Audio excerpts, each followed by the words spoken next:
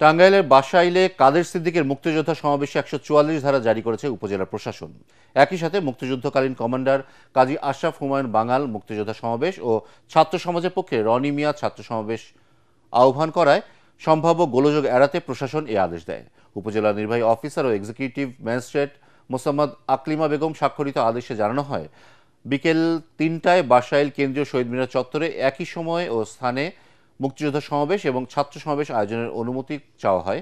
এই অবস্থায় সমাবেশ দুটিকে সামনে রেখে আইন শৃঙ্খলা পরিস্থিতির অবনতির আশঙ্কা প্রকাশ করা হয়। এ কারণে নিরাপত্তাজনিত কারণে আজ ভোর ৬টা থেকে সন্ধ্যা ৬:৩০ পর্যন্ত বাসাইল শহীদ মিনারে ৫০০ গজ এলাকায় সকল প্রকার সমাবেশ, মিছিল, শোভাযাত্রা, স্লোগান, পিকেটিং, মাইক্রোফোন ব্যবহার, ঢাকঢোল পিটানো, গোলযোগ সৃষ্টি, লাঠিসোঁটা ও অস্ত্রশস্ত্র বহন এবং অবৈধ প্রবেশ নিষিদ্ধ করা হয়েছে।